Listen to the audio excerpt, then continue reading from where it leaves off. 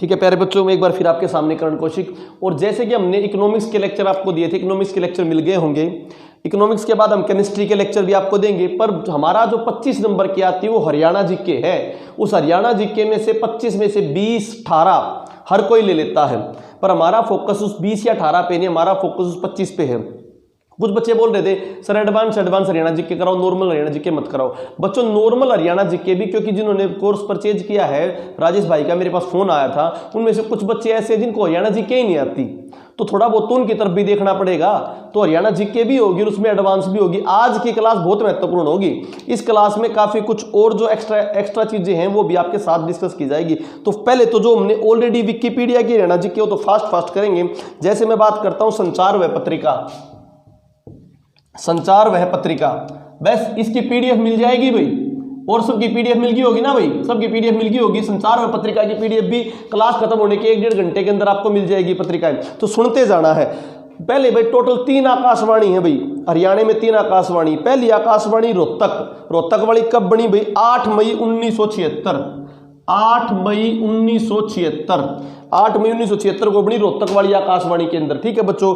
दूसरी बनी थी कुरुक्षेत्र में 24 जून 1991, 24 जून 1991 कुरुक्षेत्र। और लास्ट आकाशवाणी कहां पर बनी थी आपकी? हिसार में 26 जनवरी 1999, हिसार 26 जनवरी 1999।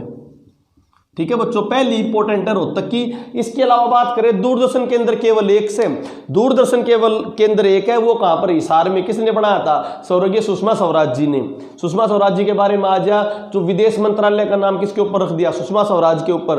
अंबाला के बस स्टैंड का नाम बदल के किसे रख दिया? सुषमा स्वराज के ऊपर। तो सुषमा स्वराज 1999 से 2003 में जब किसकी गवर्नमेंट थी? भाजपा की गवर्नमेंट थी, तब 1 नवंबर 2002 को, 1 नवंबर हरियाणा दिवस पर 2002 को आप वो हिसार में दूरदर्शन केंद्र खोला गया, हिसार में दूरदर्शन केंद्र खोला गया भाई।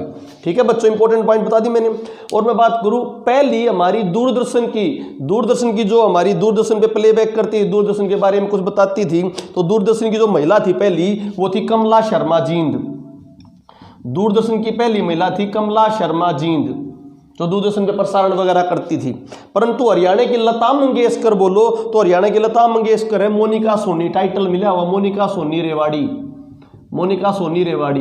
एक बात और बच्चों, जो विकिपीडिया के आपको पेज दे रहा हूं उसमें भी अगर कोई करंट अफेयर हो तो 2017-18 का होगा, तो उस 2017-18 के करंट अफेयर को नहीं पढ़ना है। जो लेटेस्ट करंट अफेयर मैंने आपको पढ़ा दिया उनको पढ़ना है। या सिंपल बात ये सुनो, जो मैं बोल रहा हूं ना उन्हीं को पीडीएफ से देखना है, और चीजें नहीं देखनी है।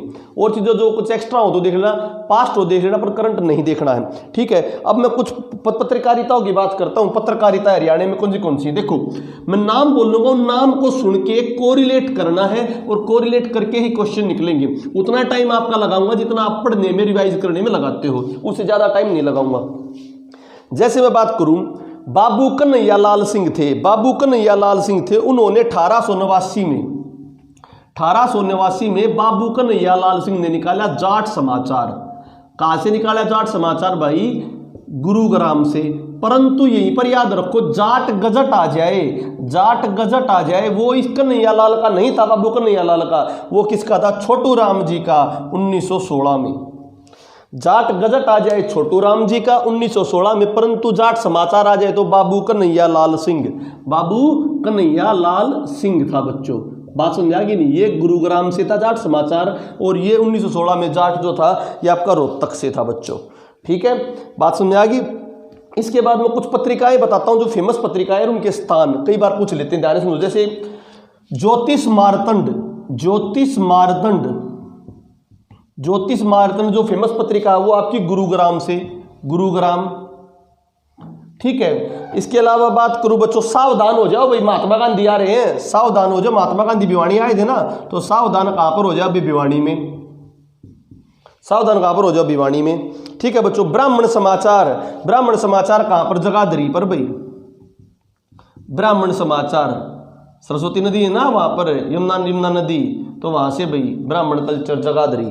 ठीक है बच्चों, सावधान हो जाओ। उदिच्य देखो, ब्राह्मण समाचार आ जाए तो कहां पर? जगाधरी, परंतु उदिच्य ब्राह्मण आ जाए तो ये आपकी कहां से बच्चों? करनाल। करनाल में वैसे भी ब्राह्मण बाहुल्य सीट है। ठीक है, इंपॉर्टेंट पॉइंट हो गया बच्चों। ये कुछ 3-4 मैंने आपको क्या बताई पत्रिकाएं इंपॉर्टेंट। इसके अलावा मैं बात करता हूं कुछ पत्रिकाएं और उनके संपादक। ये सारे नहीं, सारे भी आपको डिटेल में पढ़ाऊंगा। ये तो वो पॉइंट है जो विकिपीडिया में लिखे, इनको लिखने की जरूरत नहीं है, इनको सुन लोगे काफी रहेगा। जो बात मैं लिखवाऊंगा कंसेप्ट वो लिखना है, औरों को ध्यान से सुन लो और कीवर्ड लिखते जाओ। कीवर्ड लिखो, पूरी लाइन नहीं लिखनी है। जैसे मैं बोलूं पत्रिका और संपादक की बात करता हूं आपको, तो भक्ति पत्रिकाएं हैं, उसकी संपादक है सूरदेवी। भक्ति पत्रिकाएं कौन है? सूरदेवी। मेड प्रभाकर पत्रिका के संपादक है नानूराम शर्मा। कौन है? मेड प्रभाकर के नानूराम शर्मा। इनमें दोनों में से, तीनों में से इंपॉर्टेंट है अहीर हितैषी। अभी तक जो बोले उनमें अहीर हितैषी, राव गणेशी लाल, पेपर में आया हुआ क्वेश्चन, राव गणेशी लाल। अहीर हितैषी पत्रिका रेवाड़ी से, उनके संपादक कौन है? राव गणेशी लाल।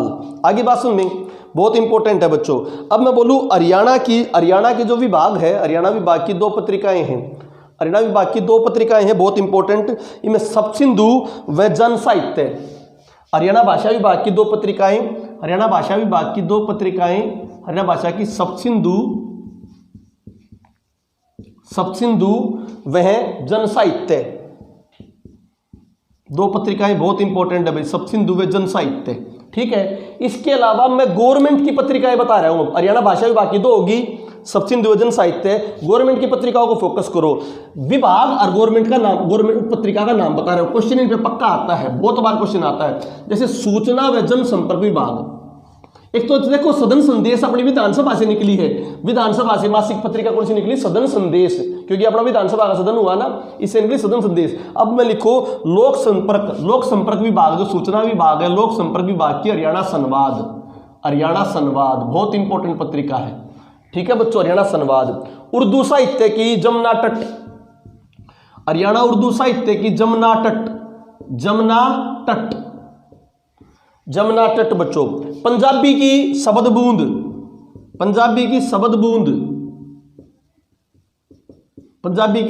बूंद, लोक संपर्क विभाग की हरियाणा संवाद। ठीक है बच्चों, इसके अलावा मैं बात करूं कृषि विभाग की। कृषि विभाग हरियाणा एग्रीकल्चर यूनिवर्सिटी ना हिसार में, हरियाणा एग्रीकल्चर यूनिवर्सिटी हिसार में है, तो हरियाणा एग्रीकल्चर यूनिवर्सिटी की हरियाणा खेती। हरियाणा देखो 2 ही बातों, प्रभा संस्कृति फैलाएगी।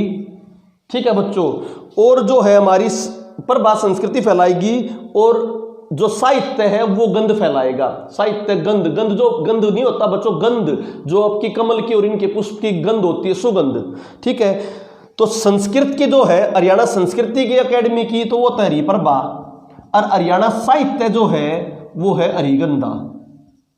ध्यान रखो, हरिगंधा। तो साहित्य की गंध होती है, साहित्य की खुशबू होती है, और संस्कृति की प्रभा होती है। संस्कृति की प्रभा बिखेरी जाती है और साहित्य की गंध दूर दूर तक फैलती है। तो हरिगंधा साहित्य की हरियाणा साहित्य अकेडमी की, और हरि प्रभा हरियाणा संस्कृति अकेडमी की। ठीक है बच्चों, ये मैंने क्या बताई, कुछ इंपॉर्टेंट जो आपकी पत्रिकाएं थी। इसके अलावा कुछ पत्रिकाएं और हैं। देखो मैंने ध्यान से आपकी बार बार बोलूंगा और रिविजन में हो जाएंगे। मैंने बताई थी ज्योतिष मारतंड, ज्योतिष मारतंड कहां से? गुरुग्राम से। परंतु ज्योतिष समाचार पत्र आ जाए, खाली ज्योतिष समाचार पत्र, पंडित प्रहलाद शर्मा, खाली ज्योतिष समाचार पत्र आ जाए, खाली ज्योतिष समाचार पत्र रेवाड़ी से, पंडित प्रहलाद शर्मा ने, बहुत इंपॉर्टेंट, पंडित प्रहलाद शर्मा ने, ये पहला। ठीक है बच्चों, वो ज्योतिष मारतंड पत्रिका थी, ये ज्योतिष समाचार पत्र है। इसके अलावा बात करूं बच्चों, झज्जर से श्रीराम शर्मा, उन्होंने 1929 में झज्जर के श्रीराम शर्मा, ये क्रांतिकारी भी रहे हैं, बहुत बड़े लेखक भी रहे हैं श्रीराम शर्मा, झज्जर वाले। श्रीराम शर्मा ने निकाली थी हरियाणा तिलक। कौन सी बच्चों? हरियाणा तिलक। श्रीराम शर्मा जी ने हरियाणा तिलक। क्लियर? इंपॉर्टेंट बात भाई। नेकीराम शर्मा, जिनको हरियाणा केसरी भी कहते हैं, नेकीराम शर्मा ने 1930 में, अब की बात किसकी बात कर रहा हूं? नेकीराम शर्मा कहां के थे?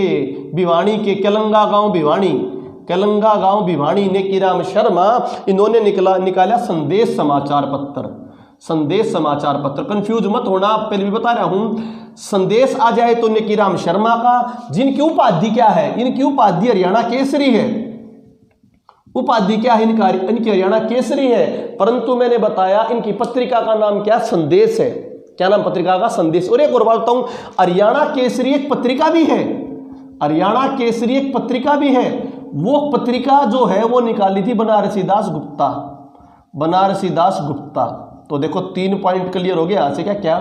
नेकीराम शर्मा की तो उपाधि है हरियाणा केसरी, परंतु नेकीराम शर्मा जो केलम का भिवानी से थे, उन्होंने 1930 में संदेश नामक समाचार पत्र निकाला, और जो उनकी उपाधि थी उन पे किताब लिख दी है, उसका नाम क्या? हरियाणा केसरी। जो पत्रिका है वो किसने निकाली? बनारसीदास गुप्ता ने। बात समझा कि नहीं आगी? अरे एक मैंने बताई थी सदन संदेश, सदन संदेश अपनी नई पत्रिका निकाली है, किसने? विधानसभा ने। Clear to you? ये नोट क्लियर बच्चों?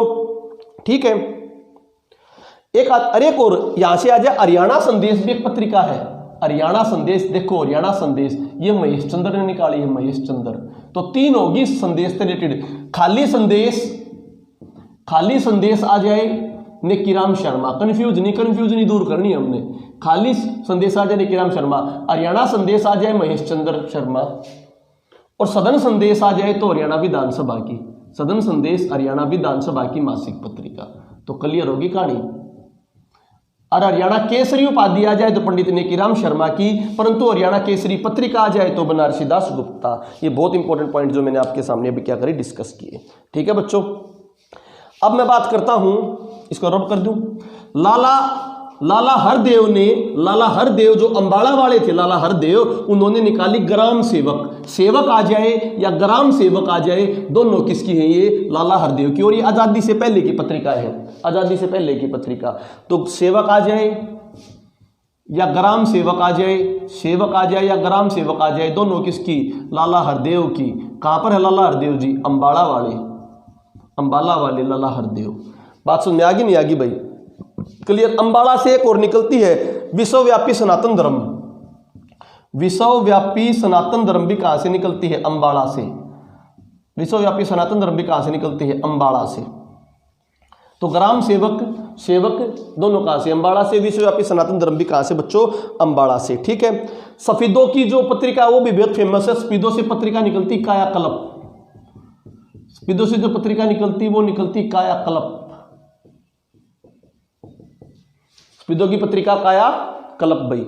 इंपॉर्टेंट पॉइंट, बहुत इंपॉर्टेंट पॉइंट ये बता दिया मैंने। ठीक है बच्चों। अच्छा, एक इसार की है, इसार की प्यारेलाल का रंगीला मुसाफिर भाई, बहुत इंपॉर्टेंट। प्यारेलाल जी हैं, प्यारेलाल जी व्यंग्यात्मक कथाएं व्यंग्यात्मक में लिखते हैं। प्यारेलाल का रंगीला मुसाफिर, प्यारेलाल का रंगीला मुसाफिर व्यंग्यात्मक है भाई। प्यारेलाल का रंगीला मुसाफिर व्यंग्यात्मक। और इसार की एक मासिक पत्रिका, इसार से और एक मासिक पत्रिका अमर ज्योति, इसार की मासिक पत्रिका अमर ज्योति। तो इसमें प्यारेलाल का रंगीला मुसाफिर भी बहुत इंपॉर्टेंट है। सफीदों से कायापलट भी इंपॉर्टेंट है। सेवक और ग्राम सेवक अंबाला की हरदेव की इंपॉर्टेंट है। ठीक है, मैंने बता दिया। संदेश आ जाए तो नेकीराम शर्मा की 1930 में, परंतु हरियाणा संदेश आ जाए सेठ महेश चंद्र की। ठीक है। और सदन संदेश आ जाए तो विधानसभा की मासिक पत्रिका। ठीक है। हरियाणा केसरी उपाधि नेकीराम शर्मा की, परंतु हरियाणा केसरी पत्रिका बनारसीदास गुप्ता की। Clear to you? Banarsidas Gupta ने वो 1958 में निकाली थी, 1958 में निकाली थी वो हरियाणा केसरी। बनारसीदास गुप्ता ने 1958 में, आज़ादी के बाद। ये पहले वाली जो पढ़ी हमने, आज़ादी से पहले की पत्रिका थी। ठीक है बच्चों। इसके बाद करता हूं, आत्माराम जैन ने, आत्माराम जो जैन थे विजयानंद अंबाला से, आत्माराम जैन ने पत्रिका निकाली विजयानंद। तो अंबाला की 3 होगी भाई अपने पास, एक तो विश्वव्यापी सनातन धर्म, एक ग्राम सेवक और सेवक, और तीसरी कौन सी? आत्माराम जैन की विजयानंद। आत्माराम जैन की विजयानंद, विजयानंद पत्रिका है, पुस्तक बहुत है। तो एक लेक्चर में एक बार, फिर एक 3-4 लेक्चर दूंगा पत्रिकाओं के। आज कुछ कराऊंगा, फिर इसमें कुछ आभूषण और रोचोती चीजें और इंपॉर्टेंट वो भी कराऊंगा। ठीक है बच्चों। अब मैं आता हूं इंपॉर्टेंट पॉइंट पे। हरियाणा जो है, ये सारी विकिपीडिया के प्रिंट आपको मिल जाएंगे। हरियाणा का पहले हिंदी समाचार पत्र, देखो हरियाणा का पहला हिंदी समाचार पत्र वो था जैन प्रकाश। हरियाणा का पहला हिंदी समाचार पत्र था जैन प्रकाश, 1985 में पहला समाचार पत्र हिंदी का जैन प्रकाश। और इसके संपादक थे जियालाल जैन। कौन थे संपादक? जियालाल जैन। तो पहला हिंदी का समाचार पत्र भाई। और देशव्यापी समाचार पत्र पूछे बच्चा, देश में भाई पूरी, ये तो हरियाणा की माटी के लिए हो गया। देश में जो फैला था समाचार पत्र वो हरिभूमि। हरिभूमि कहां से बच्चों? रोहतक से। जो अभिमन्यु जी है उनका है हरिभूमि। अभिमन्यु जो अपने पहले मंत्री थे उनका, अभिमन्यु जी का। तो पहला समाचार पत्र आज जैन प्रकार 1985 में और संपादक कौन थे? जियालाल जैन। राष्ट्रीय सत्र का जो समाचार पत्र था वो कौन सा था? हरिभूमि 1950। ठीक है बच्चों, हरिभूमि कब से निकाला गया भाई? 5 सितंबर 1996 से। 5 सितंबर 1996 से।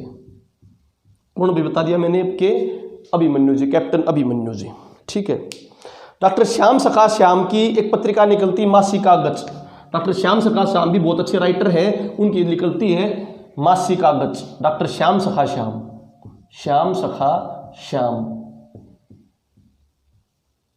मासिक कागज, मासिक कागज बहुत इंपॉर्टेंट पत्रिका है भाई ये भी। ठीक है बच्चों, ये मैंने कुछ पत्रिकाएं बताई। इसके अलावा हरियाणा का भाषा व साहित्य बचा हुआ, क्योंकि सारे एक दिन कराऊंगा तो आप कंफ्यूज हो जाओगे।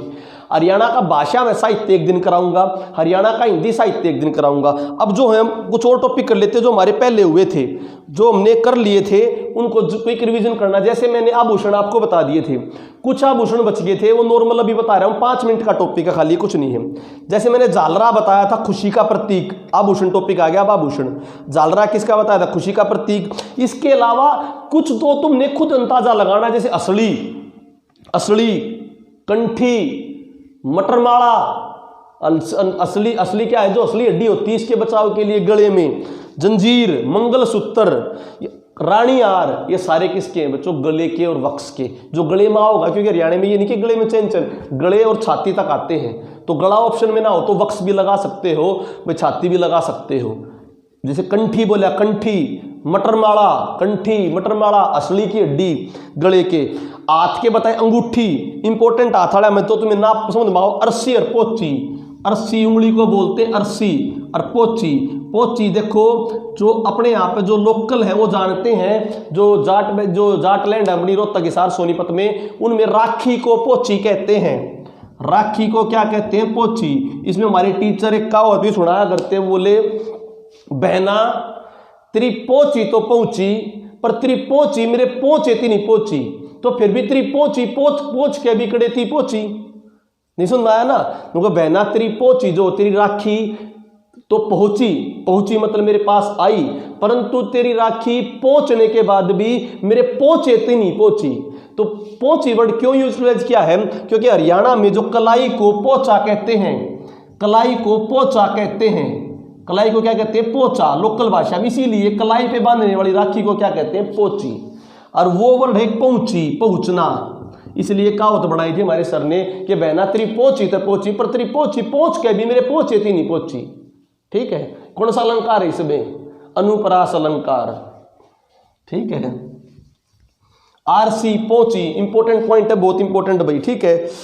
कड़ी नेवरी, टाडिया, टाडिया और इंपॉर्टेंट है। टाडिया किसका भाई? हाथ का। टाडिया, टाडिया हाथ का। टाडिया किसका? हाथ का। पछेली, कोई भी चीज हो ना, पछेली, जिसके पीछे पीछे घुंघरू लटके हो उसको क्या कहते हैं? पछेली। पछेली कलाई के पीछे भी हो उसके पछेली, कछेली जो अपना घुटना हो उसके पीछे भी पछेली हो उसके है। ठीक है। जो अपना टखना हो है, पंजे हो, उसके पीछे पछेली हो उसके है। पांव के आभूषण मैंने इंपॉर्टेंट बता दिए थे। बाकड़े, पांव के बाकड़े, बाकड़े, बाकड़े किसके? पंजों के बताए थे ना, बाकड़े। और टखनों के झालरा, झांझने, झालरा, झांझन, रमजोल बताए थे ना बच्चों। ये किसके? टखने के। इनमें से मैंने बताया था झालरा को या झांझन को क्या मानते? झांझन को गति का प्रतीक क्यों मानते? झालर को, झांझन को गति का प्रतीक, सॉरी झालरा, झालरा नहीं, झांझन, झांझन, रमजोल, झांझन को मानते गति का प्रतीक। और झालरा जो होता है, जो गले का होता है, इसको बोलते खुशियों का प्रतीक। ये इंपॉर्टेंट नई चीजें बताई है मैंने। खुशियों का प्रतीक किसको? झालरा को। और झांझन को किसका? गति का प्रतीक। ये मैंने पढ़ाई भी थी तुम्हें। रमजोल भी किसकी है? टकड़ों की। रमजोल भी किसकी है? टकड़ों की। बाकड़े, बाकड़े किसके? पंजों के। ठीक है। इसके अलावा छैलकड़े, छैलकड़े किसके भाई? छैलकड़े भी टखनों के, टखनों के, टखने के। ठीक है बच्चों। इसके अलावा बिंदी, छाज, छाज आ जाए सिर का, माथे का, छाज माथे का। माथे पे बोरला, राजस्थानी है बोरला, माथे पर राजस्थानी बोरला। टिक्की बिंदी माथे की, टिक्की बिंदी किसकी? माथे की। ठीक है बच्चों। कानों के आभूषण देखो, बाकड़े और छैलकड़े पैरों की हो गए, डाडे, ध्यान में ये कंफ्यूज हो जाओगे इनमें से। बोले बाकड़े छैलकड़े पैरों के, बाकड़े छलकड़े किसके, पैरों के। डाडे आ जाए, इंपॉर्टेंट पॉइंट बताया मैंने, डाडे डेडे, डाडे डेडे किसके बच्चों, कानों के। डाडे डेडे किसके, कानों के। बुजनी, बुजनी माथे की भी हो सकती है, कानों की भी। बुजनी कानों के लिए ज्यादा यूज होती है, माथे की भी हो सकती है। इसके अलावा नाक के बोलो लोंग, लोंग कोका, लोंग कोका नथ, पुरली, बेसर। मैंने वो तो पहले पढ़ा दिया जो विकिपीडिया में नहीं है, और जो विकिपीडिया में वो बता रहा हूं आज। लोंग, लोंग भी छोटी सी होती, कोका हरियाणा में जो तिल्ली डाली जाती है उसे कोका बोलते हैं, नाक में जो तिल्ली जाती है कोका बोलते हैं। लोंग कोका, नथ उतारना, नथ उतारना सुना होगा, नथ उतारना, नथ, पुरली, बेसर, ये सारे किसके, नाक के। एक बार सुन लो, गलत नहीं होगा। लोंग कोका नथ पुरली बेसर सारे किसके, नाक के। पता नहीं यूट्यूबर और टीचरों ने आप भूषण पे 1 घंटा दे रखे, क्यों भाई, 2 बार सुनाओ, समझा दो के है, क्लियर हो जाए कहानी। लोंग कोका नथ पुरली बेसर किसके भाई, नाक के। ठीक है बेटो, मैंने बताया था तांगा तागा बोरला छाछ किसके, माथे के। तांगा बोरला छाछ किसके, माथे के। ठीक है बच्चों, ये इंपॉर्टेंट मैंने बता दिए। इसके अलावा मटर माला और मोहन माला किसकी भाई, गले की। गजरा, गजरा होता है कलाई पे, गजरा किस पे, कलाई पे। पल्लू बताया था ना, पल्लू किसका, पीछे का, कमर का।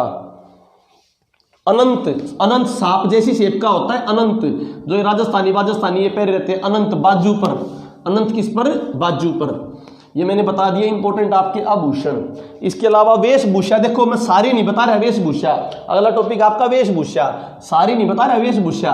वेशभूषा क्या बता रहा हूं, सारी तो आपको प्रिंट फॉर्म में मिल जाएगी। जिसको टॉपिक नहीं आता वो पीडीएफ को चेक कर लियो। मैं जो इंपॉर्टेंट, जो तुम्हारे अंडरस्टैंडिंग से बाहर के होंगे उनको समझा रहा हूं। जैसे पगड़ी है बहुत सारी, तुम पगड़ियों में बात करो। साफा जो पगड़ी है वो सैनिक रूप की पगड़ी।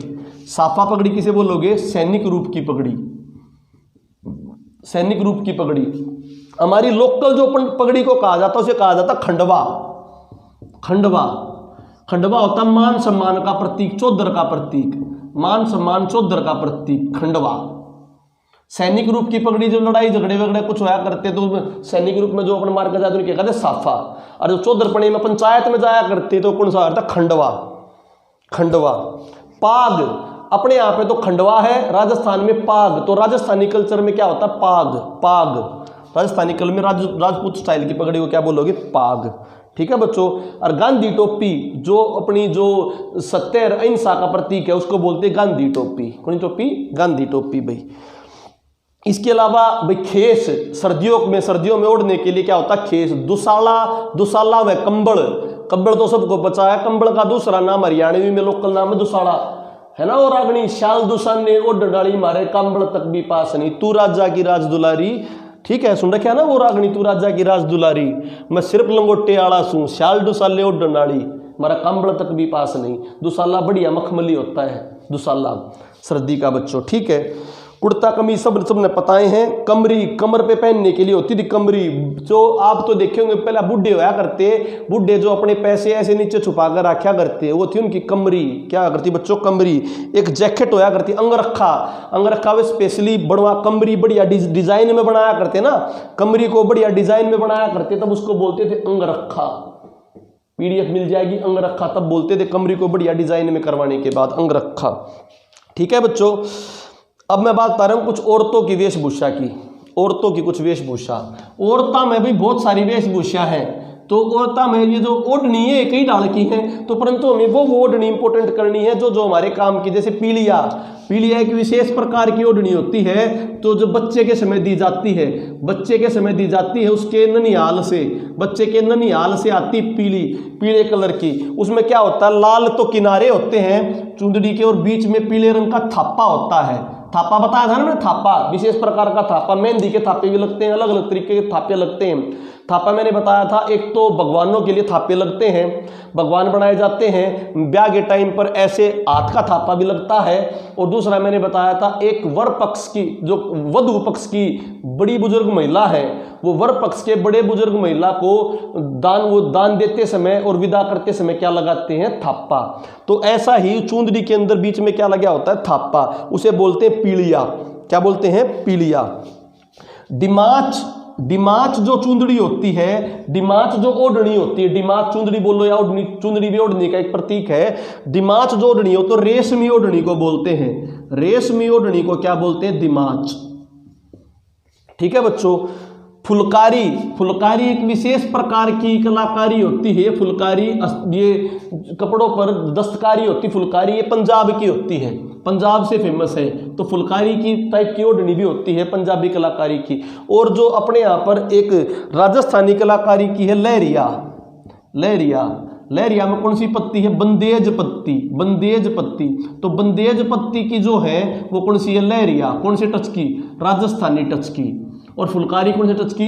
पंजाब टच की। ये सारी क्या है? ओढ़नी है भाई, क्या सारी की सारी ओढ़नी। इसके अलावा और भी है छामा, पीले पाट की ओढ़नी, और मैंने ओढ़नी दे रखी है परंतु इंपॉर्टेंट मैंने बता दी, डिमाच, फुलकारी, दुकानिया, दुकानिया भी एक टाइप की क्या बच्चों? ओढ़नी। इनके नाम देख लियो, खाली क्वेश्चन इस तरह से आओगा कि ये क्या है, ये वेशभूषा है, आभूषण है, क्या है, नाम बता दोगे कि क्या है। एक प्रकार की चूंदड़ी है।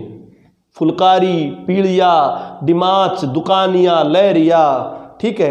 और लहरिया में कौन सी पत्ती? बंदेज। फुलकारी में कौन सी पत्ती? पंजाबी। बात समझाई नहीं? डिमाच। इस तरह के क्वेश्चन आते हैं के। दामन भाई, दामन भी अलग अलग तरीके। एक तो पेपर में आ जा ले आ जाना, गुरकंडा की ले या खलाना ले, तो ले किसका प्रतीक है? दामन का। ठीक है। बोरडा, बोरडा भी किसका प्रतीक है? दामन का। वहां पर बोरडा आ जाए, कमीज है, ये चुंदड़ी है, क्या है? बोरडा आ जा, ले आ जा, ये क्या है? दामन है भाई। चांद तारा चुंदड़ी भी होती है, चांद तारे का दामन भी होता है।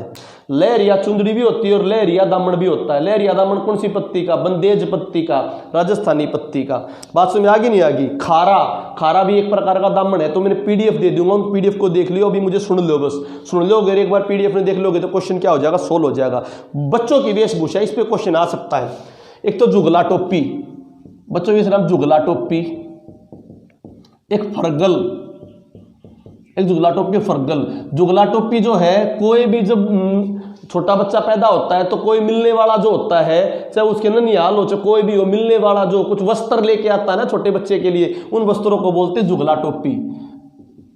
ठीक है। नव जो बच्चा होता है, शिशु होता है, उसके लिए जो लेके आते हैं ना कपड़े, उनको जब हुआ बच्चा पैदा होता है तो उसके सम्मान के लिए लेके आते हैं, उन्हें बोलते हैं जुगला टोपी। फरगल क्या होता है? एक प्रकार का, जैसे बच्चा दूध डालता है या कुछ डालता है तो उसको एक कपड़ा पहना देते हैं, लंबा सा होता है ताकि दूध वहीं पर अटक जाए, वो सारे इस कपड़ों को खराब ना करे, उसे बोलते हैं फरगल।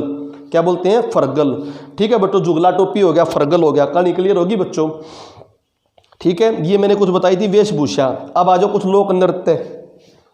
लोक नृत्य मैंने बताया, ये आपका पूरा कंप्लीट होने के बाद आपकी बचेगी history, geography, polity. History, geography, polity, क्योंकि हिस्ट्री, ज्योग्राफी, पॉलिटी जब कराएंगे साथ के साथ क्या आपके हरियाणा की भी होगी, साथ के साथ नेशनल की भी। पहले हरियाणा की कंप्लीट कर देंगे ताकि हमारे 25 नंबर कंप्लीट हो जाए। 25 नंबर में कोई डाउट ना हो, ताकि जब मैं 20 40 जो सेट बनाऊंगा, 40 सेट बनाऊंगा क्वेश्चनों के, उसमें से मेरे इस क्रैश कोर्स के एक भी बच्चे का एक क्वेश्चन भी हरियाणा गलत नहीं होना चाहिए। अगर एक क्वेश्चन भी हरियाणा गलत हो गया तो मेरे पढ़ाने का कोई फायदा नहीं।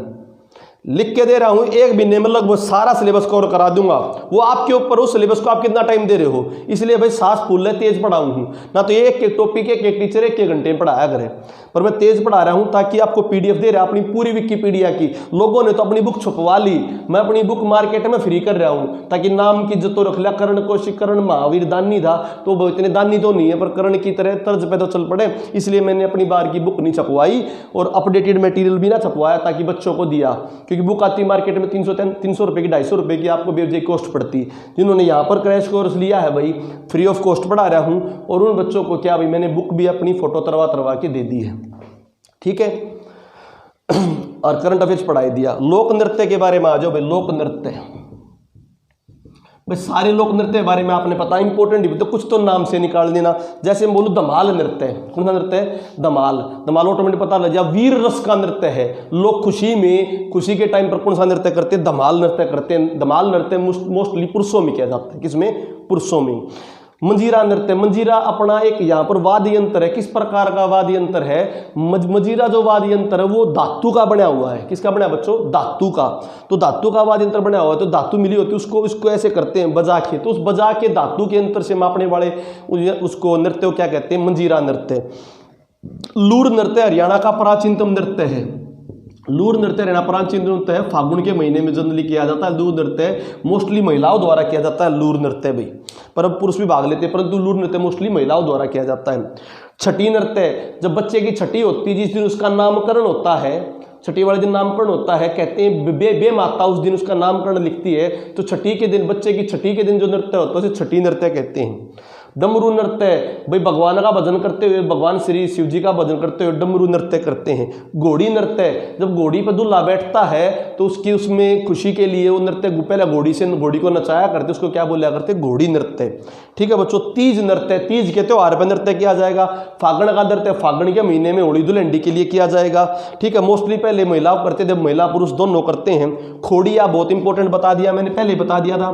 खोड़िया जब बारात में जाते हैं, क्या जाते हैं, बारात में जाते हैं, तो महिलाएं पहले बारात में नहीं जाती थी, तो महिलाएं जो है वर वालों की एक्टिंग करती हैं। मूवी है ना वो दीदी तेरा देवर दीवाना में जो गाना है, हम आपके हैं कौन, हम आपके कौन में जो नृत्य है वो कौन सा नृत्य है, खोड़िया नृत्य। और उल्टा बता था, खोड़िया तो ये खेड़ा जो होता है मृत्यु के समय, खेड़ा किसके समय, मृत्यु के समय नृत्य किया जाता है, खेड़ा। ठीक है बच्चों। रास नृत्य भगवान श्री कृष्ण की लीलाओं के लिए किया जाता है, रास नृत्य। रास नृत्य तो भगवान श्री कृष्ण के लिए। तांडव जो होता है वो शंकर के लिए। तांडव नृत्य किसके लिए, भगवान शंकर के लिए। भगवान शंकर के लिए कौन सा नृत्य बच्चों, तांडव। ठीक है। और एक लास्य नृत्य होता है प्रेम भाव के लिए। प्रेम भाव का प्रसारण करना हो तो लास्य नृत्य, और रुद्र रूप का करना हो तो तांडव नृत्य। रुद्र पकड़ना हो तो कौन सा बच्चों, तांडव नृत्य। रसिया नृत्य ये पलवल में किया जाता है। रसिया क्योंकि रासलीला रामलीला कहां पर होती, पलवल में। रासलीला कहां पर होती, पलवल में। ठीक है बच्चों। डफ नृत्य, ये नृत्य जो है डफ, ये मोस्टली हिमाचल प्रदेश का, परंतु हरियाणा में भी किया जाता है। ये श्रृंगार और वीर रस दोनों होते हैं डफ नृत्य में। क्यों इंपॉर्टेंट है, क्योंकि हरियाणा की एक बार झांकी निकली थी 1969 में। जब हरियाणा की झांकी निकली तो हरियाणा की झांकी में कौन सा नृत्य दिखाया गया, जो 26 जनवरी की परेड में डफ नृत्य। वैसे नृत्य कहाँ का है, डफ ये हिमाचल प्रदेश का है। वीर और जो आपका श्रृंगार दोनों रस है इसमें, किसमें, डफ नृत्य में। बीन बांसुरी का नृत्य भाई पहले मैरिज के टाइम पे किया करते। घोड़ी नृत्य मैंने बता दिया। रतवाई नृत्य इंपॉर्टेंट है, ये मेवाती क्षेत्र का नृत्य, खाली आता कौन क्षेत्र का नृत्य, ये मेवाती क्षेत्र का नृत्य रतवाई। ठीक है बच्चों, मेवाती क्षेत्र का नृत्य। खेड़ा नृत्य मैंने बताई दी। ठीक है। इसके अलावा सांग नृत्य जो सांग में के टाइम पे किया जाए था। गणगौर नृत्य ये हिसार सिरसा में प्रसिद्ध है, माता रानी पार्वती के लिए जो नृत्य किया जाता है। गुग्गा नृत्य ये भादवे महीने में किया जाता है, गुग्गा मेडी के समय, गुग्गा मेडी के लिए भी हिसार वगैरह इस क्षेत्र में ज्यादा प्रसिद्ध है। ठीक है बच्चों, ये नृत्य हो गए। अब आ जाओ वाद्य यंत्र। वाद्य यंत्र में मैंने कुछ आपके नोट्स और बनाए हैं, वो नोट्स और आपको दे देता हूं। वाद्य यंत्र के नोट्स इंपॉर्टेंट, पहले ये लिखो भाई, अब लिखो, जो लिखने के लिए बोलूंगा उनको लिखो। वैसे इनके पीडीएफ भी कोशिश करूंगा देने की, पर लिख लो, कुछ इंपॉर्टेंट पॉइंट हैं जो मैंने स्पेशली बनाए हैं। ये नहीं है, किसी भी बुक में नहीं है पॉइंट जो मैं पढ़ाऊंगा आपको, तो इनको लिख लो भाई। कॉपी पेन लेके बैठा करो सारे, आ जाओ, लिख लो, कॉपी पेन लेके बैठो। वैसे मैं अपने टेक्निकल स्टाफ को बोल दूंगा कि वो भी इनको क्या कर ले भाई, अपने इनको पीडीएफ सी दे देगी बच्चों को, जो ये इंपॉर्टेंट जो अदर देन विकिपीडिया है, जो विकिपीडिया में है वो तो है ही है, जो अदर देन विकिपीडिया है उनकी बात मैं कर रहा हूं। जैसे भाई 4 तरह के यंत्र होते हैं, तत्व, सुशिर, ये डायरेक्ट भी क्वेश्चन आ सकता है, अवनद व धन, ये धन है ही सारा धन। तत्नत्य तारों वाला, तारों के माध्यम से संगीत हो, तार बजा के, जैसे भाई सारंगी, हारमोनियम, सुतार, ठीक है भाई, सितारा, ये सारे के हैं तत्वाद्य यंत्र, तारों वाले। सुशिर होता फूक मार के, सुशिर फूक मार के, वायु के माध्यम से, जैसे अड़गोजा, हरियाणा का इंपॉर्टेंट अड़गोजा, बांसुरी, ये किसके हैं, सुशिर। अवनद है भाई कोई मटका हो या कोई धातु उसके ऊपर खाल चढ़ा के, वो खाल किसकी हो सकती है, किसी पशु की भी हो सकती है, पर जनरली पशु की यूज नहीं करते भाई, किसी चीज की, मटकी किसी भी चीज की हो सकती है खाल, जैसे ढोलक, जैसे क्या, ढोलक, जैसे ढोलक भाई, ठीक है। धन जो है बच्चों ये धातु का बना होता है, धातु का, जैसे मंजीरा, जैसे क्या, मंजीरा। पहले मैं उनको लिख देता हूं जो विकिपीडिया में नहीं है, ध्यान से लिख लो विकिपीडिया में। एक तो तंबूरा, ये पुराने, ये प्राचीनतम है, जो सरस्वती वगैरह किन से संबंधित माना जाता है, तंबूरा, सरस्वती स्तुति के लिए तंबूरा। रावण अत्था, ये राजस्थान का फेमस है भाई, रावण अत्था, रावण अत्था राजस्थान में जो पाबू जी की, पाबू जी, रामदेव जी की, इनके जो डोडे गाए जाते हैं वो रावण अत्था यंत्र लेके गाए जाते। पूछ सकता है रावण अत्था यंत्र, रावण अत्था यंत्र किस प्रकार का यंत्र भाई, तत्वाद्य यंत्र, तारों वाला रावण अत्था, ठीक है बच्चों। इसके लिए सुशीर में आ जाए सिंगी, सिंगी भाई, जो बांसुरी वगैरह में हल्की सी वो कर देते हैं, गट्टा कर देते हैं, हल्का होल कर देते हैं, उससे आता है सिंगी, बहुत इंपॉर्टेंट है सिंगी। एक तासा, सिंगी, और कलारनेट, सॉरी कलारनेट, ये ईसाई जो अपना वेस्टर्न कल्चर उससे लिया गया है, इसको अपनी लोकल भाषा में नफीरी कहते हैं, नफीरी, कलारनेट, नफीरी, ये बैंड वगैरह में यूज होता है, बैंड वगैरह में। तो इंपॉर्टेंट हो गए सिंगी, कलारनेट, बांसुरी, अलगोजा, फूक मारने वाले, सुशीर वाद्य यंत्र, सुशीर वाद्य यंत्र, अलगोजा, बांसुरी, सिंगी, कलारनेट, तंबूरा, रावण अत्था। औनद की बात करूं बच्चों में, मंजीरा, अपने यहां मंजीरा यूज होता है, सॉरी मंजीरा किसमें, धन में, मंजीरा, ठीक है बच्चों। मेटल वगैरह, कांसा पीतल की मेटल होती है, कांसा पीतल की मेटल। एक होता है ढोलकों में तासा, तासा ये कटोरे के आकार का होता है, कटोरे के आकार के ऊपर धातु वो चढ़ाई जाती है खाल, तो ढोलक और तासा, खाल चढ़ाने वाले औनद। और इसमें कौन सा होगा, मंजीरा, मंजीरा, ठीक है बच्चों, ये इंपॉर्टेंट भाई मंजीरा। इसके अलावा कुछ यहां पर मैं बता रहा हूं, अपने यहां फेमस जो हैं संगीतज्ञ भी हुए हैं, जैसे इंडिया में तो हम पढ़ते हैं ना, संतूर वादक पढ़ते हैं भाई, हारमोनियम वाले रवि शंकर चौरसिया, इनके नाम रवि प्रसाद, इनके नाम पढ़ते हैं ना, वो तो इंडियन पॉइंट ऑफ व्यू से वो भी कराऊंगा, वो इंडिया की जब कराऊंगा ना, गेला गेला हरियाणा के रिवाइज होंगे, परंतु अभी किसकी कर रहे हैं, हरियाणा की। तो ये हो गया भाई, लिख लिए ना, अब समझ गए ना, तत्त, सुशीर, और ये अलगोजा, अलगोजा, बांसुरी, सिंगी, अलगोजा, बांसुरी, सिंगी, ठीक है। अब मैं बात करता हूं इंडियन पॉइंट ऑफ व्यू से, लिखो बच्चों important, Indian point of, sorry Indian point of view कह रहा हूं, कुछ अपने यहां पर भी लिखो फेमस जो हुए हैं। सारंगी वादक, पहले सारंगी वादक लिख रहा हूं, सारंगी वादक कौन कौन फेमस हुए हैं, सारंगी वादक फेमस हुए, जीरे खां, पेपर में 2 तरीके क्वेश्चन आया होगा, जीरे खां का संबंध कहां से है, या जीरे खां किस क्षेत्र से, तो जीरे खां किस क्षेत्र से बच्चों, सूफी संत नहीं है, क्या है, संगीतज्ञ है, पानीपत के, सारंगी बजाते थे। इसके अलावा उस्ताद करीमुद्दीन, मैंने वे लिए हैं जिनका कुछ सिस्टम था, जिनके ऊपर कुछ कहानियां थी। उस्ताद कहानियां पेपर में नहीं आए, डायरेक्ट ही आ जाएंगे। उस्ताद करीमुद्दीन के थे, ये महाराजा पटियाला के दरबारी कवि थे, पटियाला के दरबारी कवि थे। और जो दीपचंद ब्राह्मण जो थानेसरी थे ना, थानेसरी, अहमद बख्श थानेसरी, अहमद बख्श थानेसरी, उनके सारंगी वादक थे ये। तो इंपॉर्टेंट था कौन भाई, उस्ताद करीमुद्दीन थानेसर कुरुक्षेत्र से। नबीस खान, नबीस खान सोटी सोनीपत के, नबीस खान सोटी सोनीपत के भाई, सोटी सोनीपत के नबीस खान, ये दीपचंद के सारंगी वादक थे। दीपचंद ब्राह्मण थे ना, बहुत फेमस, जो हरियाणा के शेक्सपियर जिनको कहते हैं, वो दीपचंद ब्राह्मण, नबीस खान सोटी उनके थे भाई, दीपचंद ब्राह्मण के, सोनीपत के। ये तीनों मैंने क्या बताया, नबीस खां सोटी वाले ये भी सारंगी वादक, उस्ताद करीमुद्दीन थानेसर के, पटियाला घराने के वो भी थे, और जीरे खां पानीपत के। इसके अलावा आ जाओ भाई नगाड़ा वादक, नगाड़ा बड़े बड़े, उसको नगाड़ा वादक, प्रसिद्ध नगाड़ा वादक इतिहास में अकबर हुआ है, अकबर बहुत बड़ा बढ़िया नगाड़ा बजाता था। तो नगाड़ा जो बड़ा बड़ा देखते हो ना, बड़ा बड़ा ढोल सा होता है, उसको इस तरह बजाते हैं नगाड़ा, जब वो मुनादी करनी होती थी। तो नगाड़ा वादक था धर्मचंद रोहतक का, धर्मचंद रोहतक। ऐसे तो 100 हैं, परंतु इंपॉर्टेंट कार्ड के निकाले हैं जिनके पीछे हिस्ट्री थी, ठीक है, जिनके पीछे हिस्ट्री थी। सुप्रसिद्ध ढोलक वादक भाई, अब सुप्रसिद्ध ढोलक वादक की बात कर रहा हूं, ढोलक, सुप्रसिद्ध ढोलक वादकों में प्यारे लाल हुए हैं भाई। एक तो प्यारे लाल थे ना रंगीला मुसाफिर वाले, ये प्यारे लाल अलग हैं। प्यारे लाल थे रोना सोनीपत के, रोना सोनीपत के, एक रोना सोनीपत के। आगे आऊंगे मेहर सिंह फौजी, मेहर सिंह फौजी, वो सांगी है मेहर सिंह फौजी, आजाद हिंद फौज के सिपाही थे जो कि मुद्दे पड़ गोली मारे जो बाबा याद लुगाई, वो गा रखे उन्होंने, बहुत इंपॉर्टेंट। ठीक है बच्चों, एक जुहूर मीर भी कहा के थे, जिला सोनीपत के, आकाशवाणी में गाया करते भजन वगैरह। जुहूर मीर जिला सोनीपत।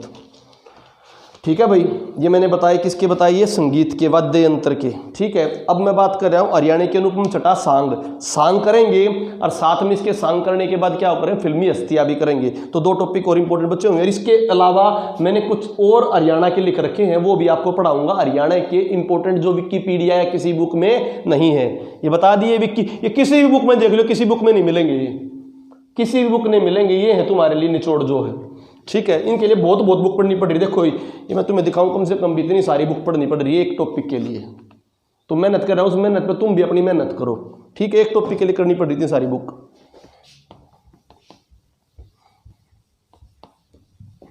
तो मेहनत करो बच्चों, मेहनत बस।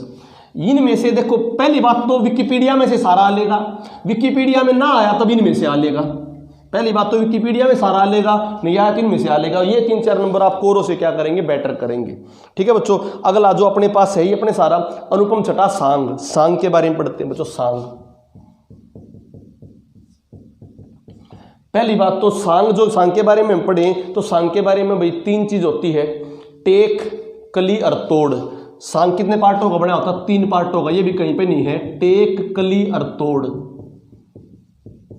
टेक भाई कोई भी रागनी होती है उसकी टेक होती है, कोई भी रागनी उसकी टेक होती है। जैसे भाई कोई भी तुम बोलो कि भाई ये तो अपनी जो था, कोई भी रागनी बोलोगे ना, पानी वाली या कुछ भी वाली, पानी वाली पानी पै दे, कि उठाकर डोली से, टेक है इसकी। बीच में उसके क्या होते हैं, अंतरे।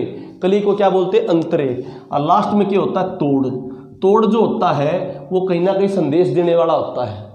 टेक जो होती है संगीतबद्धता लेके आती है, कली जो होती है उसके अंतरे होती है।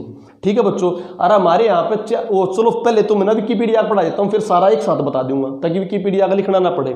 विकिपीडिया तुम्हारे पास है, फिर जो एक्स्ट्रा वो लिखवा दूंगा। ठीक है, ये तरीका बेस्ट रहेगा।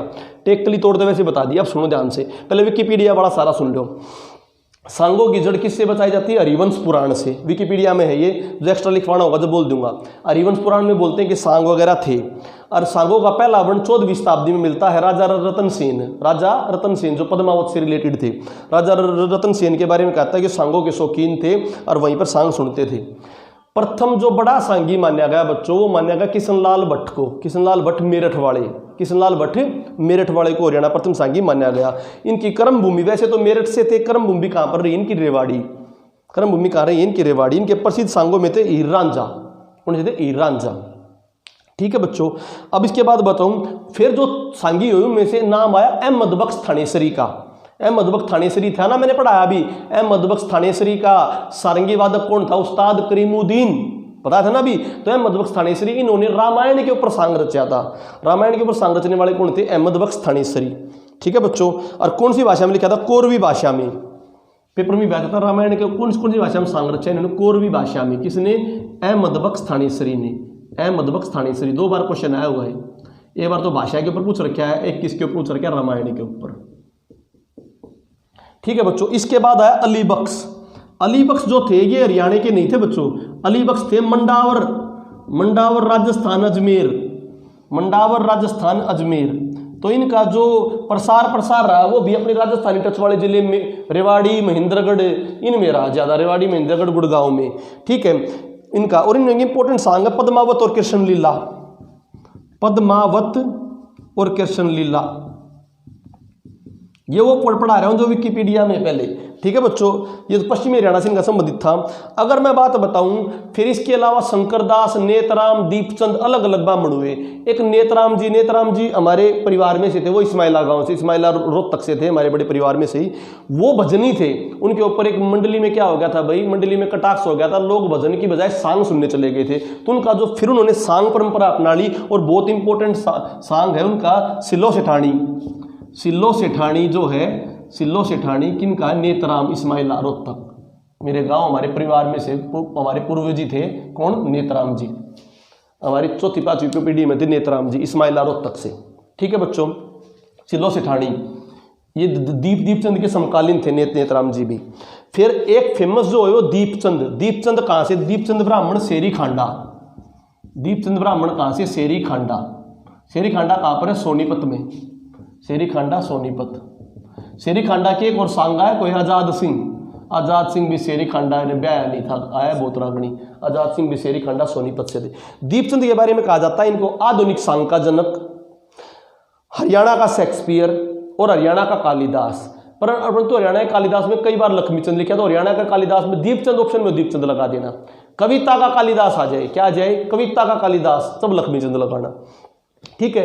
दीपचंद के गुरु का नाम था छज्जूराम। क्या नाम था? छज्जूराम। ये भी एक कवि थे। ठीक है बच्चों। दीपचंद के जो स्टूडेंट थे, शिष्य थे, वो थे हरदेवा। कौन थे? हरदेवा। हरदेवा और बाजे भगत। बाजे भगत दीपचंद के शिष्य बोल सकते हो और देवा के शिष्य बोल सकते हो। दीपचंद कहां से? सेरी खांडा से। ठीक है बच्चों, आगे बात सुनो। इसके बाद भाई इन्होंने अपने सांगों को प्रसार प्रचार बहुत ज्यादा किया था दीपचंद ने। इन्होंने आर्मी में भर्ती करने के लिए लोगों को प्रेरित किया था, और इसके बाद फिर आर्मी में भर्ती बच्चे होने स्टार्ट हो गए दीपचंद की वजह से। हरदेवा बता दिया, हरदेवा इनके शिष्य थे। हरदेवा कहां से थे? गोरड। हरदेवा कहां से थे? गोरड के भाई। गोरड, ये गोरड भाई सोनीपत रोहतक के बॉर्डर पड़ता है। सोनीपत रोहतक में पड़ता है गोरड, सोनीपत रोहतक के बॉर्डर पे, गोरड रोहतक का। दीपचंद के शिष्य। बाजे भगत भी इनके शिष्य थे। बाजे भगत कहां के थे? सिसाना। बाजे भगत कहां के थे? सिसाना। देखो इंपॉर्टेंट पॉइंट है, बाजे भगत जो थे सिसाना वाले, ये दीपचंद और हरदेवा के शिष्य थे। दीपचंद का मेन शिष्य था हरदेवा। तो पेपर में दीपचंद का शिष्य पूछे, दीपचंद का बोल दो, हरदेवा हो तो हरदेवा का बोल दो, दोनों के शिष्य थे ये। दीपचंद हरदेवा बाजे भगत सिसाना। परंतु एक मांगेराम होगा। क्या होगा? एक मांगेराम। मांगेराम जो थे, इंपॉर्टेंट पॉइंट है, मांगेराम शिष्य थे लक्ष्मीचंद के, परंतु ये लक्ष्मीचंद से 2 या 3 साल छोटे थे। फिर भी के शिष्य क्यों बोलते थे? क्योंकि इनकी लिखे हुए सांगों को मांगेराम जी ने गाया ज्यादा। ये भी सिसाना से थे। तो मांगेराम सिसाने वाला लक्ष्मीचंद का शिष्य है, और दीपचंद का शिष्य कौन भाई? बाजे भगत और हरदेवा। और लक्ष्मीचंद का जो गुरु था वो मानसिंह सैदपुर। मानसिंह सैदपुर सोनीपत। मानसिंह सैदपुर सोनीपत के। और भाई दीपचंद का जो गुरु था वो छज्जूराम। दीपचंद का गुरु छज्जूराम। छज्जूराम का शिष्य दीपचंद बहुत फेमस हुआ, हरियाणा का शेक्सपियर भाई। और मानसिंह सैदपुर सोनीपत वाले का शिष्य कौन हुआ? लक्ष्मीचंद। लक्ष्मीचंद का शिष्य मांगेराम। ठीक है। पूरी क्रोनोलॉजिकल हिस्ट्री भी बना दूंगा, उसकी कोई टेंशन मत लेना, लास्ट में एक हिस्ट्री बना दूंगा, बिल्कुल क्लियर हो जाएंगे कहानी तुम्हें। लक्ष्मीचंद जाटी गांव सोनीपत का। ठीक है बच्चों, लक्ष्मीचंद जाटी गांव सोनीपत का। 1903 में जन्म हुआ, 1945 में मृत्यु हुई। ठीक है। इन्हें सूर्य कवि भाई, हरियाणा का तानसेन, ठीक है, अनपढ़ कवि, संगीत का तानसेन, सूफी दर्शन की मीरा, ये सारी उपाधियां किसको मिली? पंडित लक्ष्मीचंद को। परंतु इनके जो शिष्य बोलो लक्ष्मीचंद के मांगेराम हो गया एक, तो एक मुसद्दीलाल। मुसद्दीलाल कहां का था? भिवानी का।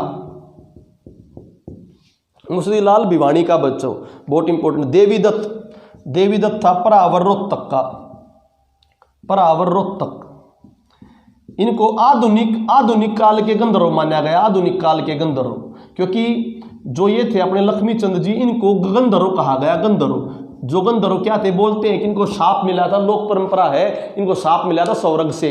ये 42 मिनट लेट हो गए थे स्वर्ग में, सॉरी 42 सेकंड लेट हो गए थे स्वर्ग में, तो उनको शाप मिला था कि तू 42 साल तक नरक को भोगेगा। और ये शराब वगैरह पीते थे, उसके शराब पीने के बाद इनको उस पर छोड़ दिया जाता था, शाम के तख्त पे पूरी रात गाते रहते थे। उन्होंने वो बातें कह दी जो पहले उस टाइम पर नहीं हुई थी, और आज वो चीजें हो रही हैं। इसीलिए इनको अवतार मानते थे, शापित अवतार, शापित गंधर्व। ये उपाधि दिया था शापित गंधर्व, किसे कहा गया? लक्ष्मीचंद।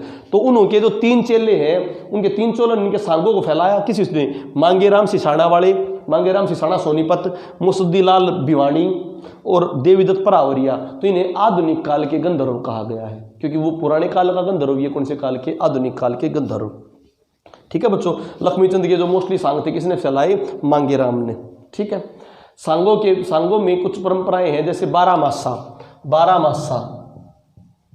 चौबाला, गमोड़ा। ये सांग स्टार्ट करने की अलग अलग प्रक्रियाएं हैं, बारामासा, चौबाला, गमोड़ा।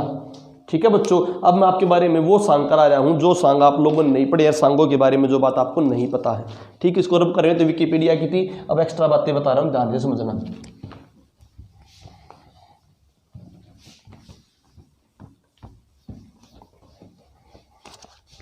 ध्यान समझो भाई, सांगों के बारे में इंपॉर्टेंट पॉइंट।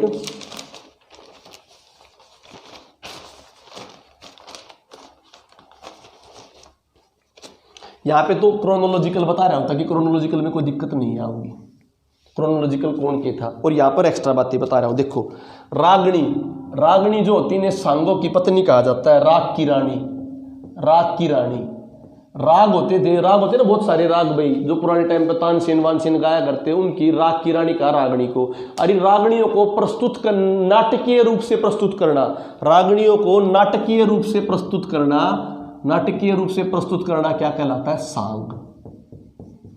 ठीक है, वो मैंने बता दी थी पहले, राजा रतन सेन के दरबार में हुई। और सबसे पहला किसका वर्णन मिलता है? हरिवंश पुराण में वर्णन मिलता है। ये मैंने टेक क्लियर तोड़ बता दिए। अब मैं बात करता हूं थानेश्वर। जो थानेश्वर था जी में कौन था? अहमद बख्श थानेश्वरी, अहमद बख्श थानेश्वरी। अब मैं बोलूं ध्यान से समझना, जो पहले 4 सोपान बोलूंगा, पहला सोपान, पहले सोपान में 4 सोपान, पहले सोपान कौन हुए? अहमद बख्श थानेश्वरी, अहमद बख्श थानेश्वरी। ठीक है, इसके अलावा बच्चों इंपॉर्टेंट हरिदास उदासी, हरिदास उदासी। हरिदास उदासी कहां के थे भाई? ये थे आपके लाडवा कुरुक्षेत्र के। और अली बख्श, अली बख्श वैसे कहां के थे? राजस्थान के, परंतु कर्म भूमि की क्या रही? रेवाड़ी भी। ये सांग ने इस तरह नहीं गाया करते, सांग के वैसे बताते रहा करते भाई सांग क्या है क्या नहीं है। और इसी कड़ी में एक थे किशन लाल, जिनको क्या माना गया है? सांगों का पहला सांगी माना, किशन लाल मेरठ वाले। अब ध्यान से सुनो, ये जो हरिदास उदासी थे मुहावरे वगैरह बोला करते, मुहावरे वगैरह को बातें कहा करते, उन्हीं से आगे क्या चले थे? सांग। पहले में तो क्रोनोलॉजिकल आ जा तो ये भैया आपके बोलो 18वीं शताब्दी में, 18वीं शताब्दी में ये हुए थे। इन 18वीं शताब्दी वालों ने अपने अलग अलग बताए। इसने अहमद बख्श थानेश्वरी ने रामायण के ऊपर लिखा, इसने कृष्ण लीला, कृष्ण लीला और पद्मावत के ऊपर लिखा। हरिदास उदासी ने मुहावरों के फॉर्मेट में कहा किशन लाल मेरठ वाले का लैला मजनू था, अरे हीर रांझा, लैला मजनू और हीर रांझा। चलिए देता हूं, हीर रांझा,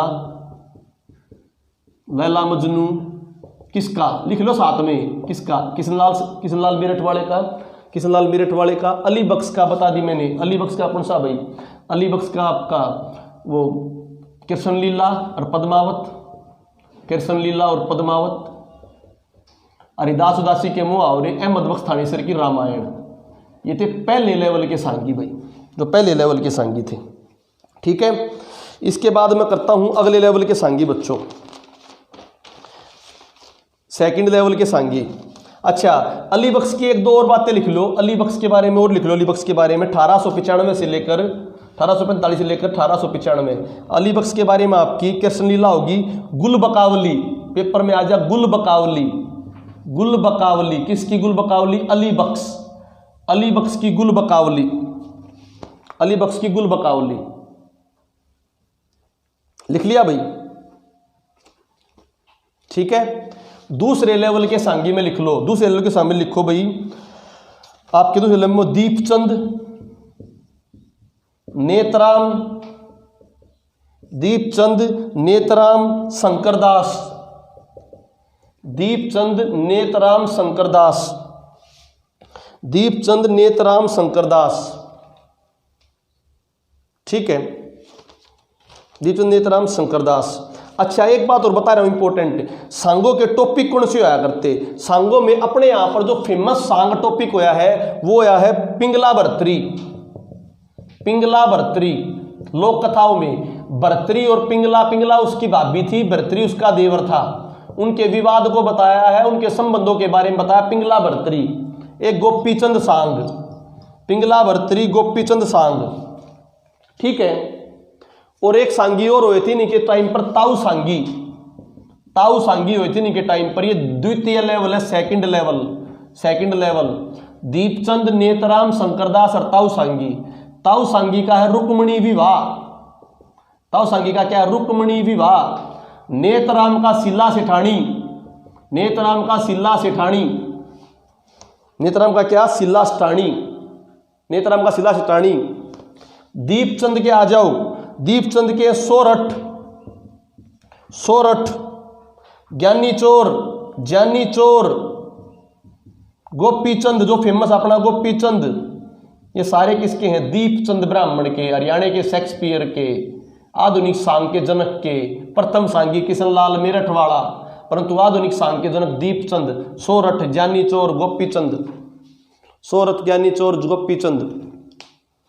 इनकी रोहतक शैली थी। कौन शैली थी इनकी? रोहतक शैली थी। ठीक है बच्चों, रोहतक शैली थी इनकी इंपॉर्टेंट।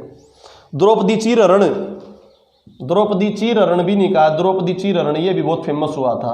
तो दीपचंद कौन जो हो गए? सोरठ ज्ञानी चोर गोपीचंद द्रौपदी चीरहरण, दीपचंद सांगी के। नेत्राम का शिला सेठानी।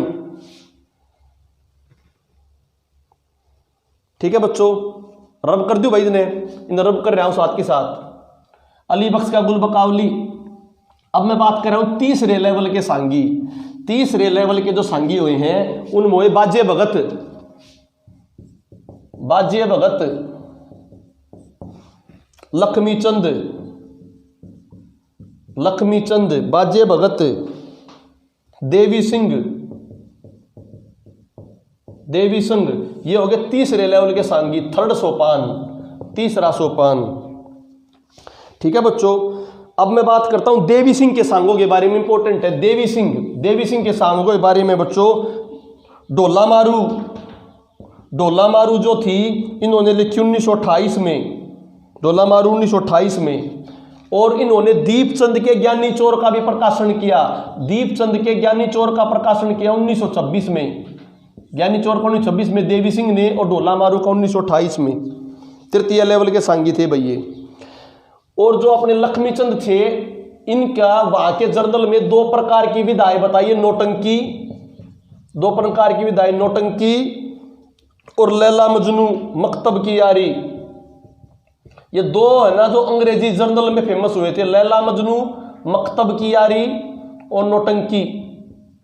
ये 2 विधाएं थी, इनकी 2 टाइप थी लक्ष्मीचंद की जी, नौटंकी और लैला मजनू की विधाएं। हमें कैसे पता ये फेमस हुए थे? तो इनके बारे में है ना, इनके बारे में इंपॉर्टेंट जो है लक्ष्मीचंद के पूरे ज्ञान के बारे में 2 पुस्तकों में लिखा हुआ है। एक पुस्तक तो लक्ष्मी नारायण शर्मा ने लिखी है, ये लक्ष्मीचंद नहीं है, एक राइटर थे लक्ष्मी नारायण शर्मा, उन्होंने पुस्तक लिखी रतन कोश। पेपर में आ जाएगा लक्ष्मीचंद के सांगों का वर्णन किसमें मिलता है। एक पुस्तक लक्ष्मी नारायण शर्मा की कौन सी पुस्तक? रतन कोश, उसमें लक्ष्मीचंद के सांगों का वर्णन मिलता है। लक्ष्मीचंद के सांगों की 2 परंपरा थी, नौटंकी और लैला मजनू की, मकतब की यारी।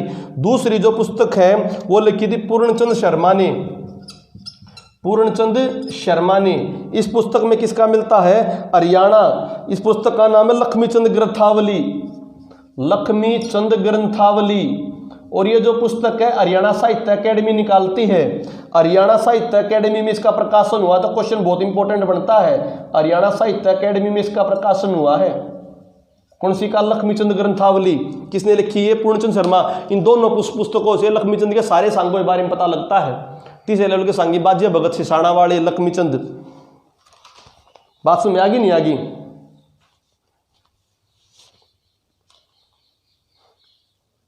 कहते हैं लक्ष्मीचंद के पास किस प्रकार का ज्ञान था। देखो जो ये शंकरदास थे ना, ये पुराणों पे भजन गाते थे, पौराणिक ज्ञान। तो लक्ष्मीचंद के पास इनका पौराणिक ज्ञान भी था। हीरादास उदासी के मुहावरे भी थे। ठीक है बच्चों, देवी सिंह के मुहावरे भी थे। तो सब कुछ था लक्ष्मीचंद के पास, सारी विधाओं का ज्ञान।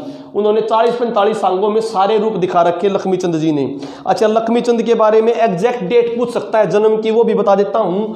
15/7/1903, 15/7/1903 जन्म और 17/10/1945 मृत्यु।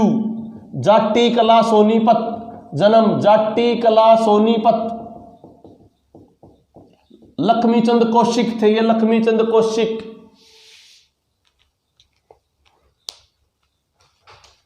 ठीक है, 15/7/1903, 17/10/1945 इनके बारे में कहावत भी है। ये अपने मरने का समय पहला बता गए थे, मरने का समय पहला बता गए थे। उनके पास इनके एक वो सांग की लाइन है, 2 की साल महीना, 2 की साल महीना आसूज देगा काल दिखाई, 2 की साल महीना आसूज देगा काल दिखाई, शुक्ल पक्ष तिथि ग्यास लई स्वर्ग की राही।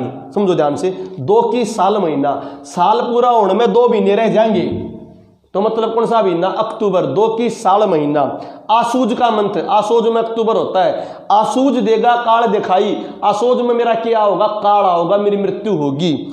शुक्ल पक्ष मतलब क्या होगा, शुक्ल पक्ष चांदनी होगी, शुक्ल पक्ष होगा, ग्यास का दिन होगा, तिथि ग्यास, देख लई स्वर्ग की राही, मतलब स्वर्ग की तरफ मैं क्या करूंगा, प्रस्थान करूंगा, क्योंकि मैं स्वर्ग से आया था, गंधर्व था। ये लाइन वो पहले लिख के दे कि 2 की साल महीना, आसूज देगा काल दिखाई, शुक्ल पक्ष की तिथि ग्यास को स्वर्ग की राही।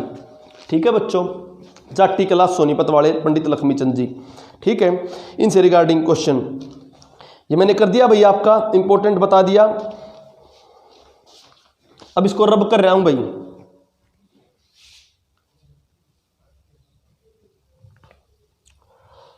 लक्ष्मीचंद की कुछ इंपोर्टेंटों में शाही लक्कड़हारा, जो वहां पर नहीं है वो बता रहा हूं। शाही लक्कड़हारा, सेठ ताराचंद, सेठ ताराचंद शाही लक्कड़हारा आ जाए तो लक्ष्मीचंद आएगा। सेठ ताराचंद और शाही लक्कड़हारा आ जाए तो लक्ष्मीचंद आएगा भाई। चौथे लेवल पे जो हुए हैं, चौथे लेवल पे हुए हैं वो धनपत सिंह, धनपत सिंह निंदाना वाले, जिनके शिष्य थे बंदामीर। बंदामीर कहा के थे, पाकिस्तान के। तो इन्होंने भारत आजादी के समय बंटवारे के बारे में लिखा है काफी, धनपत सिंह निंदाना वाले ने। मांगेराम, मांगेराम कौन भाई, लक्ष्मीचंद के शिष्य है, चौथे लेवल पे आते हैं। लाहौर के किससे किसके बारे में पाओगे, धनपत सिंह के बारे में। तो पहली बार फिल्मों में सांग को किसने यूज किया, पहली बार फिल्मों को सांग में यूज किया धनपत सिंह ने, लाहौर पिक्चर में लीलो चमन गाना गा के। लीलो चमन जो सांग है उसका प्रसारण किया था सबसे पहले फिल्मों में धनपत सिंह निंदाना वाले ने, चौथे लेवल के सांगी ने। लाहौर पिक्चर थी भाई। ठीक है, आगे इंपॉर्टेंट बात, मांगे राम के इंपॉर्टेंट सांगों में खांडोपुरी, खांडोपुरी बहुत इंपॉर्टेंट, इसकी स्टोरी सुनाऊंगा। ध्रुव भगत, खांडोपुरी, पिंगला भर्तरी जो बहुत फेमस हो रहा है, पिंगला भर्तरी। खांडोपुरी क्या है, ये वीर विक्रमादित्य का वर्णन है। वीर विक्रमादित्य का कहते हैं, वीर विक्रमादित्य को इंद्र ने बुला लिया था, तो इंद्र ने वहां पर अखाड़े की परंपरा थी, वहां गाना बजाना भी करा था, और वहां पर इन्होंने राक्षसों को ही मारा था। सारी विधाओं में संपन्न थे वीर विक्रमादित्य। तो राव खांडेपुरी, राव खांडेपुरी पे परमादित्य राव खांडेपुरी अपनी लोक गाथा है, लोक गाथा है राव खांडेपुरी। किसने लिखी राव खांडेपुरी, मांगेराम सिसाना वाले ने, मांगेराम सिसाना वाले ने।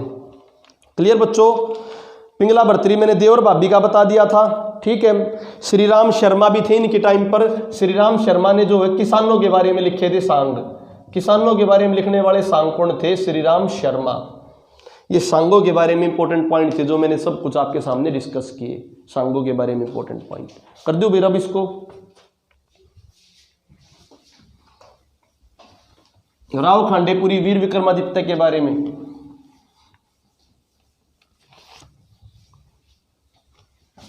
ठीक है, अब आगे मूवी, मूवी स्टॉप।